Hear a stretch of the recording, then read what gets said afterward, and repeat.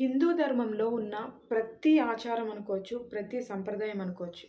కేవలం అది నమ్మకం, మూఢనమ్మకం కాదు. అవి మనం ప్రకృతిలో మన జీవనానికి ఒక శాస్త్రీయమైన మార్గదర్శకాలుగా ఉంటాయి.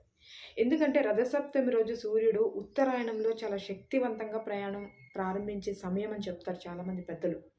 ఈ రోజున సూర్యారాధన చేయడం వల్ల మన శరీరానికి ఒక శక్తి, అలాగే మనషికి ఒక ప్రశాంతత, మన జీవితానికి ఒక సానుకూలమైన వాతావరణం ఇవన్నీ లభిస్తాయి. ప్రకృతిలో భాగమైన మనం ప్రకృతి నియమాలకి అనుగుణంగా జీవించినప్పుడే మన ఆరోగ్యం బావుంటది. అలాగే ఎందుకంటున్నామంటే ఆరోగ్యమే మహాభాగ్యం అని చెప్పలేదు కదా ఊరికే పెద్దలు. సో, ఆరోగ్యం బావుంటేనే మనకు మంచి ఆలోచనలొస్తాయి. మంచి ఆలోచనలొచ్చినప్పుడే మన జీవితం కూడా చాలా సాఫీగా సాగుతది. సో, ఇది కేవలం ఆచారాల్లాగా కాదు. ఇవి మన తరతరాలుగా మనకు అందించిన విజ్ఞానం అని మనం గుర్తుంచుకోవాలి. అది ఒక జీవన విధానం అని మనమే గ్రహించాలి. సూర్యుడి కిరణాలకి మనం చాలా శక్తిని పొందుతాం.